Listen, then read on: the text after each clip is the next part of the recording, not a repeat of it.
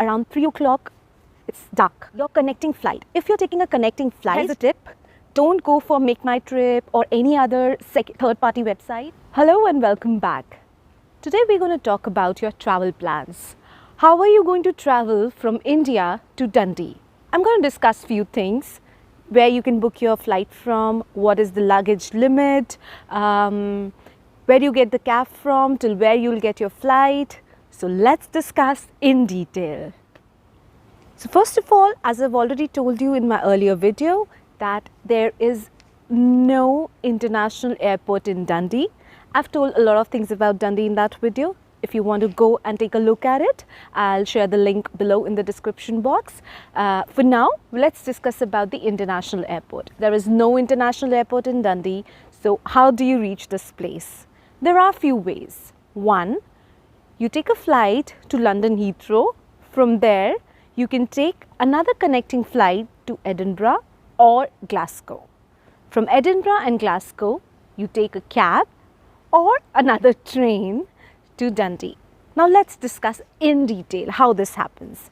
So you take a flight, you take an interconnecting flight from London Heathrow. I took British Airways. So from London Heathrow, your immigration takes place at that particular airport, because that's when you're landing into London, into UK. And after that you change a flight, and there's another 1.5 hour journey to Edinburgh. You may choose Glasgow also. I chose to get down at Edinburgh. Once you get down at Edinburgh, you can pre-book a cab. I'll give you some links below from where I booked my cab. So you can pre-book a cab or take a cab from the airport itself. Now, it's better to pre-book your cab because you know who's coming to pick you up. You have lots of luggage with you. So it always makes sense to do the pre-bookings. Also, here's a tip. I'm sharing a link below of university website that says your cab amount from Edinburgh or Glasgow airport is refundable. The amount and all is given in the link below. You can go and take a look at it. But the catch is only from Edinburgh or Glasgow airport.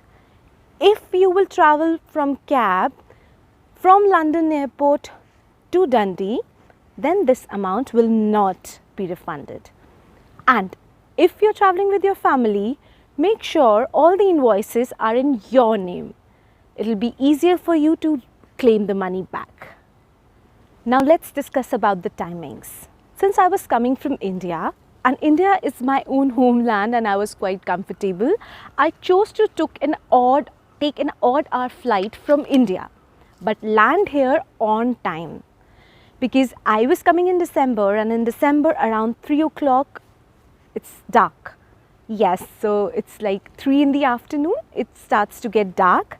And since the place, country, city, everything was new for me, I decided to land on time so that I can reach to my destination before it's too dark for me to find my way. So you may choose to do that. So I took a odd hour early morning flight from Delhi airport, and we landed here around 1:30, and we were at those times were when you had to get your COVID test also done. So after all that, I was able to reach Dundee around 4 o'clock. So it was 1 hour, not even full 1 hour travel from Edinburgh to my Airbnb in Dundee.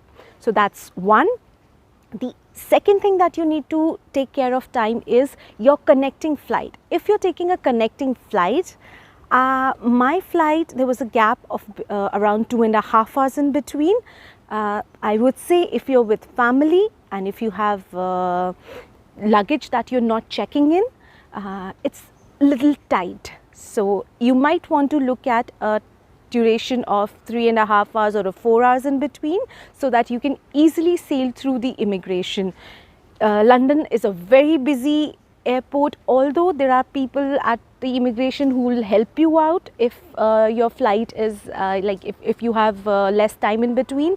Still, it's stressful, so I'll suggest take a good amount of time in layover, because 2 hours otherwise sound a good amount, but in my case it was I had to rush through a lot of things. I was the last one to board my connecting flight. So I would say take a good amount of layover time in between.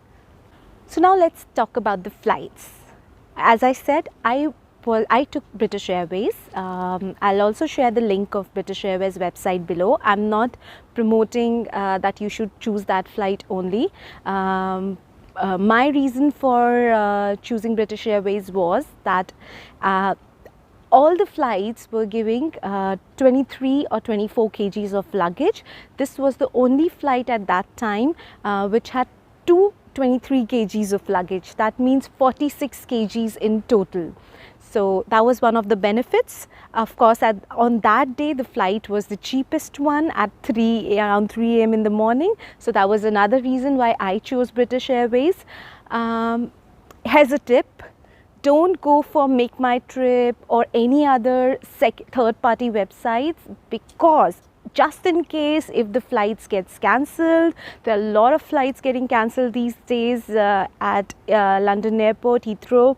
So just in case if your flight gets cancelled, a flight is delayed, if you're booking from these websites, they will not take the responsibility. Whereas if you book directly from the airline's website, they take the onus of it, and you have someone to go to, and they will certainly help you out, and they are there on the airport, so you'll get that help. In case of third-party website, they will just deny, they won't help you out, so you'll have to get in touch with third party, and it's very cumbersome. So make sure you buy from the direct airlines itself.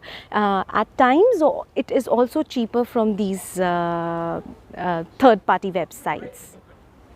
I'll just repeat, I'm not against any third-party website, but then just in case of any deviation, it gets little difficult. Neither I'm promoting British Airways. You may look at other sites as well, other airlines as well.